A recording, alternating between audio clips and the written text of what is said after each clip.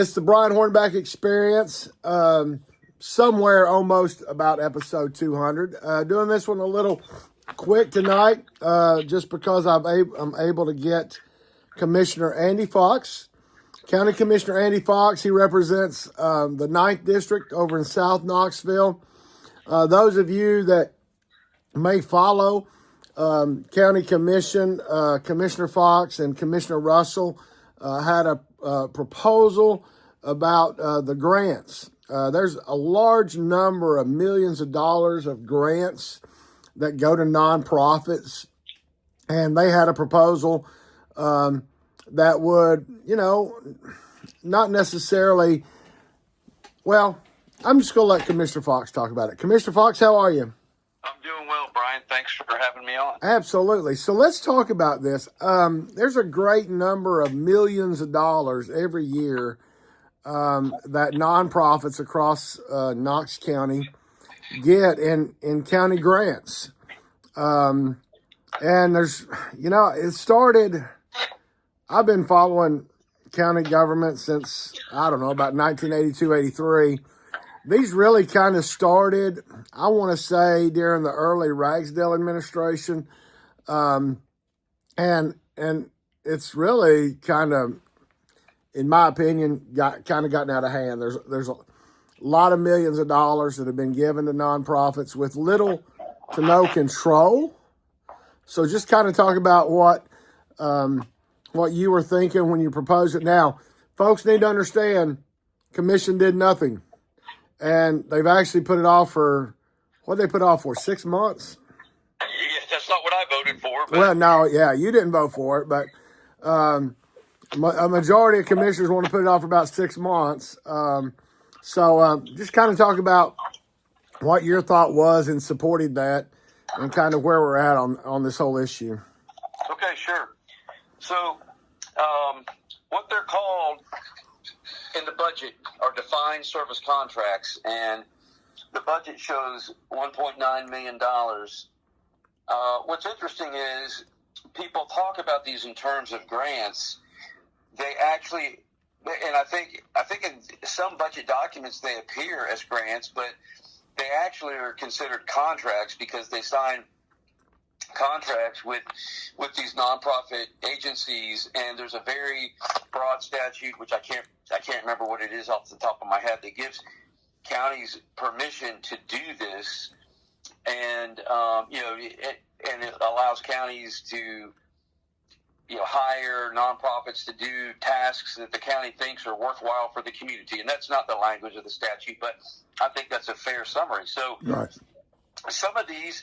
And I actually spoke about this a little bit at the Southville Neighborhood Association, which I regularly attend. It's an activist group within the 9th District. I talked about this at their last meeting. There are some nonprofit expenses that I agree with. I think there are some that are, because really they're actually like part of the core government services in the sense the government has contracted out these necessary services. So there are some that I think are legitimate. There are some that, people could argue about what this might be a nice thing to do if you had plenty of money, and we don't. And then there are some that are just wrong. I mean, these are counterproductive to the majority of the citizens within Knox County, and they have just kind of, somehow latched into these the public teat, so to speak. And if you advocate taking them off the public tee, people call you a mean guy, and not a Christian and a fake Christian, and these kinds of really slanders. And I plan to address that maybe at the December meeting, not the November meeting. I am going to respond on the public record.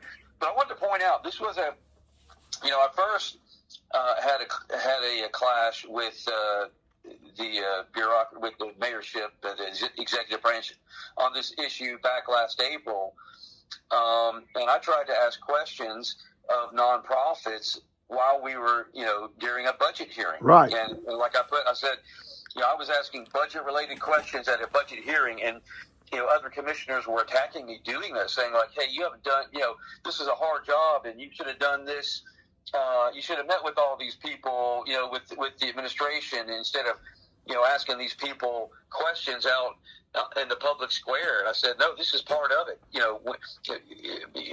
I represent over 50,000 people, and they can't all meet with the executive branch behind closed doors. Right. And so, how do you accomplish getting this information out to the public? Well, you ask budget-related questions in a budget hearing. And so that's what I was doing. But a point was brought up back then, and that was that, hey, you know what, you're fussing about like less than 1% of the budget, or about 1% of the budget, and that's actually not true, because the school system takes up about $780 million of the budget. Okay, and then if you talk about debt service, that's like 85 billion or 86 million, and then you have law enforcement. So if you're talking about the budget of kind of discretionary Knox County services other than law enforcement and education, which education we have nothing to do with, we just sign a check for, and that's all we do. So it's a much greater percentage of the budget than 1%. But even if it was just 1%, there are things in there that I don't think should receive taxpayer funding, like Centro Hispano de East Tennessee. We have no business funding this special interest group that seeks to facilitate basically people who aren't supposed to be living here. Okay, people who are not legal residents of the United States of America. And there are other things in here that they're just, why is this particular nonprofit receiving money over some other worthwhile nonprofit? How about the Tennessee Firearms Association? Why aren't they getting money from Knox County? Why is it that these other ones are getting money from Knox County, like East Tennessee Freedom Schools? Okay. Right. And by the way, that organization has tried to whitewash their mission. That used to be a avowedly left-wing organization proclaiming DEI type messages to kids. And I don't think our tax dollars should go to that. And there's probably people on the left who say, well, our tax dollars shouldn't go to fund guns rights organizations. Okay, fine. I find both of us shouldn't be having people with specific agendas, politicized agendas, feeding off the public trough. Now, there are some organizations, and I'll list them for you, that I think are legitimate. Number one is the Knoxville Chamber and the Farragut Chamber. And at first, when I stepped into this position, I actually did not agree with giving money to those two organizations. But I found out that along the way that Knox County does not have a recruiting agency within the government. Like, we don't have somebody, a department that their job is to go tell businesses what a great place Knox County is. Right. So that's kind of what these two organizations do.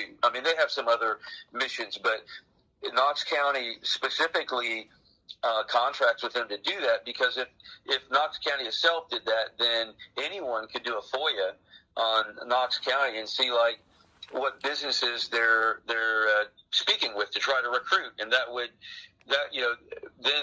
other governmental organizations could get an advantage over Knox County.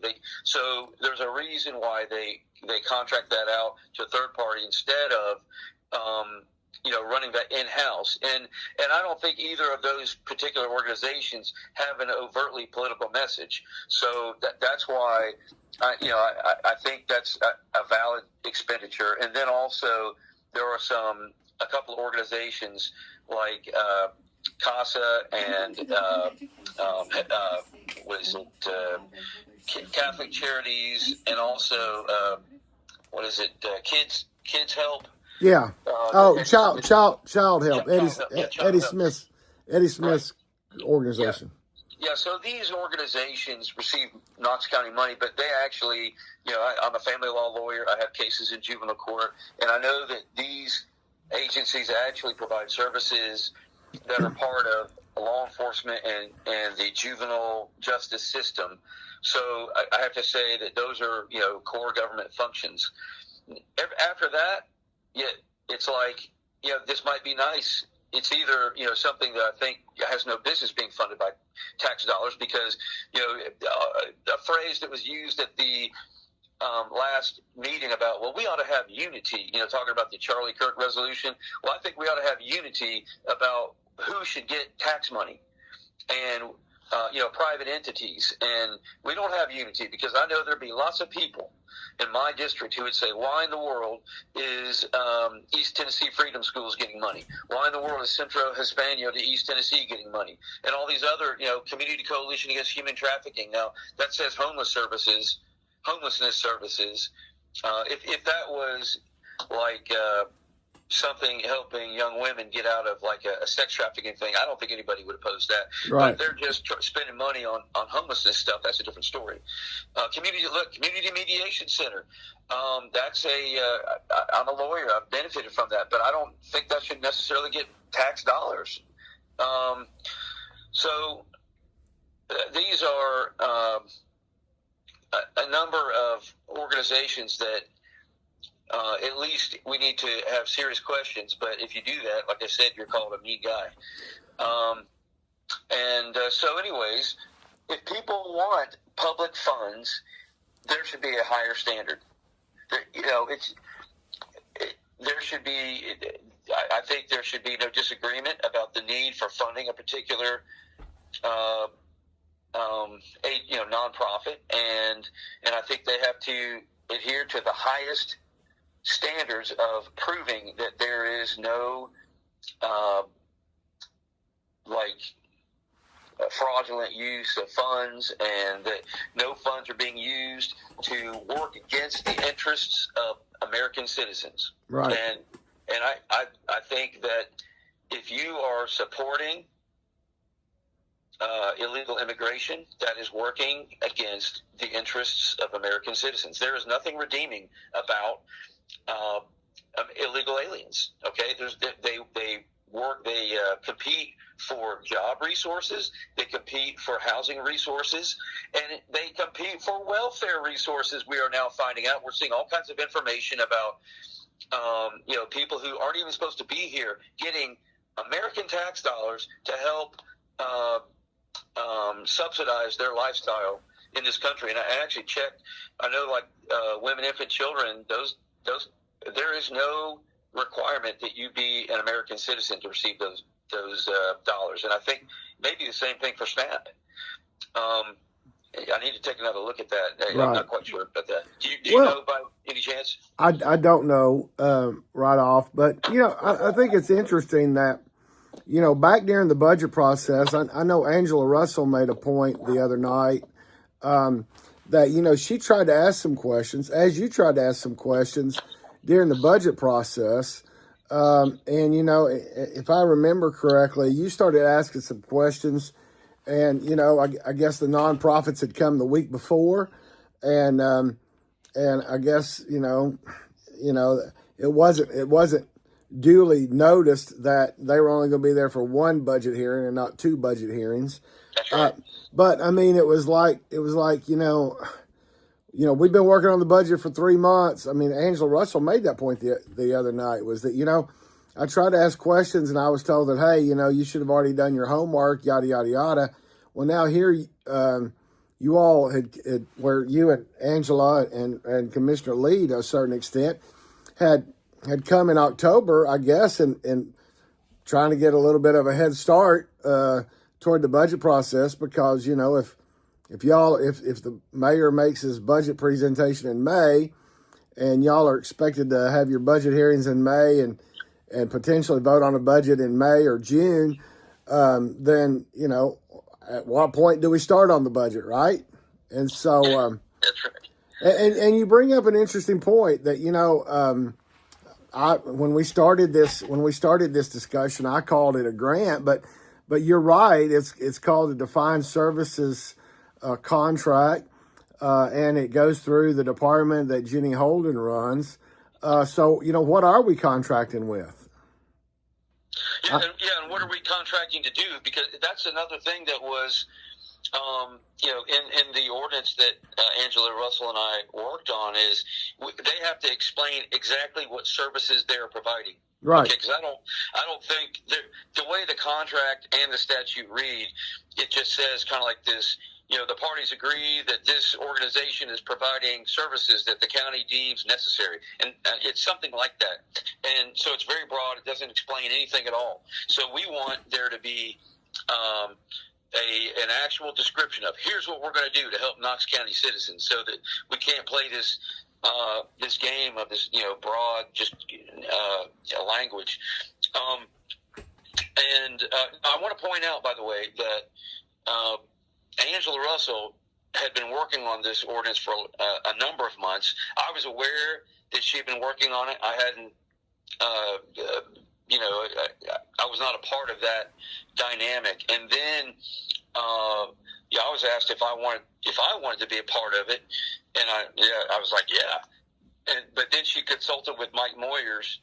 And he said, no, you would be violating the Sunshine Law if you all, worked out this, the language of this ordinance, amongst yourselves and then brought it forward. So that's why she posted the language up on the commissioner forum, and I took what she posted and I divided it out into what I would call a more of a legislative format.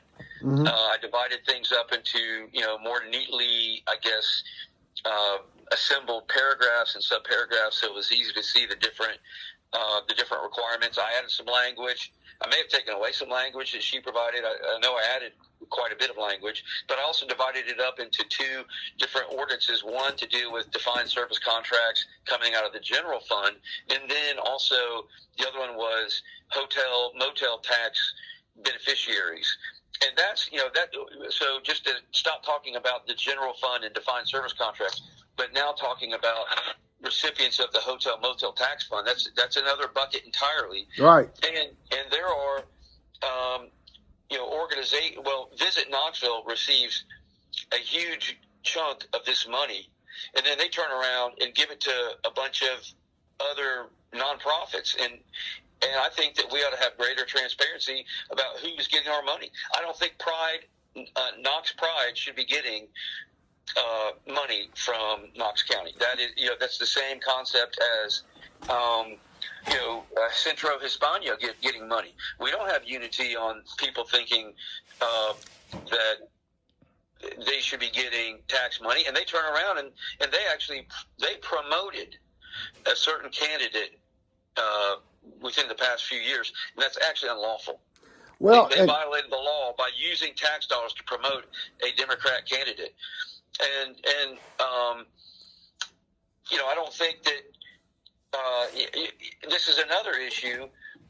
It's a point that has been made by other commissioners regarding the defined service contracts and the hotel motel tax fund is, hey, look, we have ensured that this money did not go to any of these other programs that might be objectionable. Well, that is a ridiculous point, frankly. Well, and that came up several months ago. I remember when you asked some questions, particularly about Visit Knoxville, and it might have been during the budget process. I watch Commission every month, but I remember several months ago you brought that up, and Commission Chair Oster and Finance Director Chris Caldwell said that no money goes to Pride or those other things.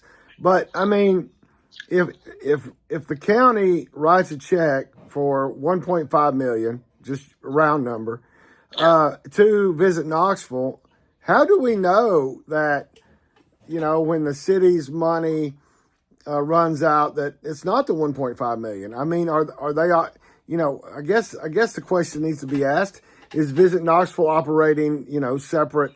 Are they separating their funds into separate fund accounts like the county does? I mean, the county has specific funds that they draw money out of. So the only way that Knox County commissioners or the Knox County public would know for sure that those things aren't being funded is if Visit Knoxville showed that, hey, here's the line item, and here's what's paid out of this line item, right?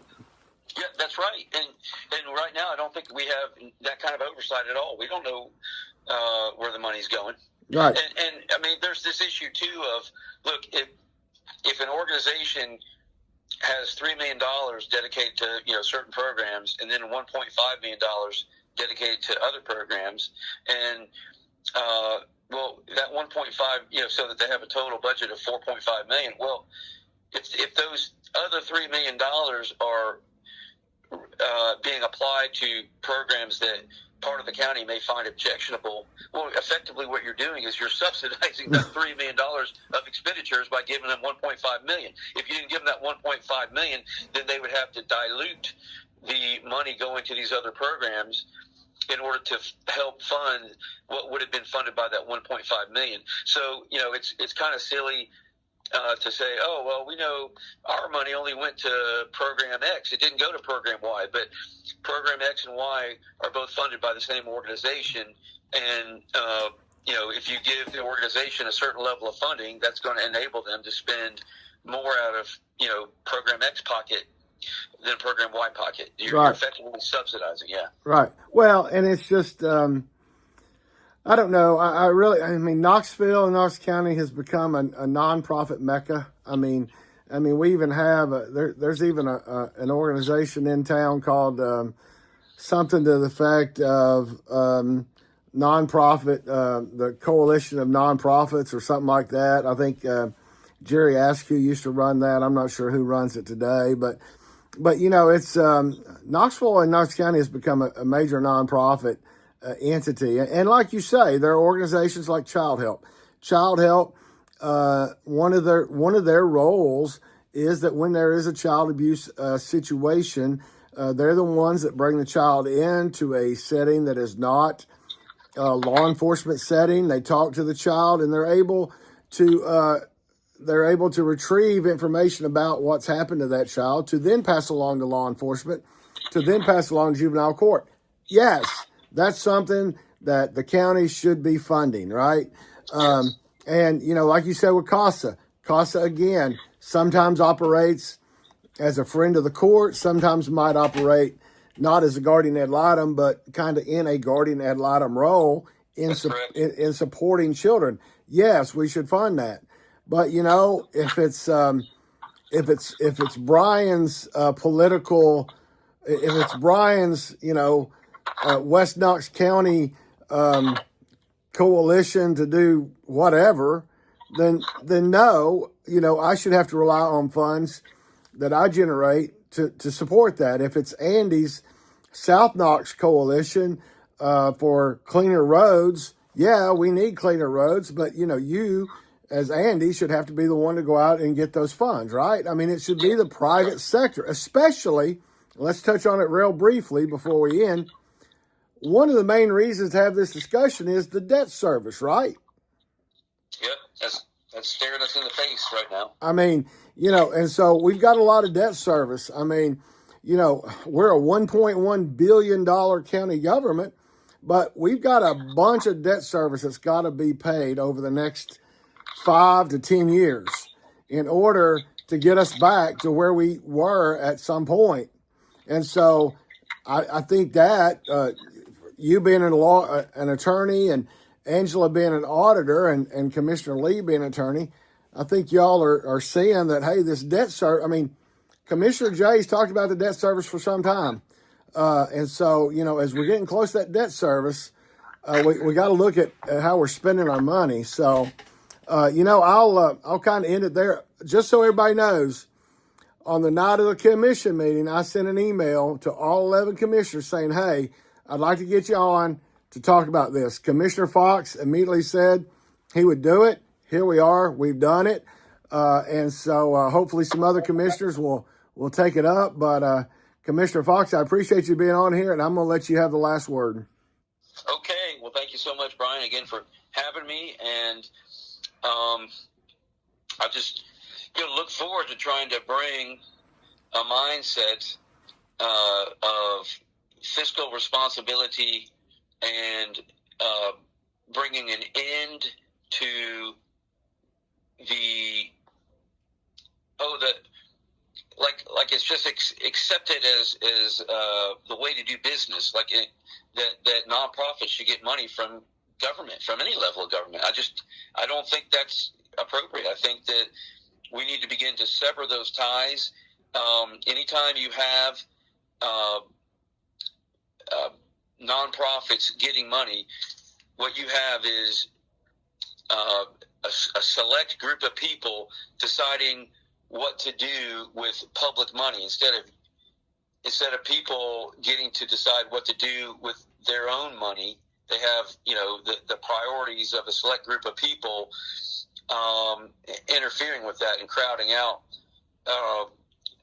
choices that people might make to fund charities, and it just seems like it grows and grows, this idea that public entities ought to have an entitlement, really an entitlement. If you're talking about that meeting, people were very angry that we threatened, to even question the uses of this money, like they have an entitlement to public funds to run their little pet projects, and that's outrageous. And I want to the extent possible, bring it into it, and at least provide extreme transparency so that Knox County citizens can then help participate in whether or not they want to be a part of these pet projects. Absolutely. All right, Commissioner Fox, great to hear from you, and we'll be watching and seeing what progress is made over the next, 6 months, since Commission's put it off for 6 months. And then I'm sure in 6 months there'll be some other reason why not very many people have talked about it. But certainly the Mega Bullhorn of Truth will be watching, and I appreciate you being on here, sir. You bet. You're welcome. Have a great night. Bye-bye.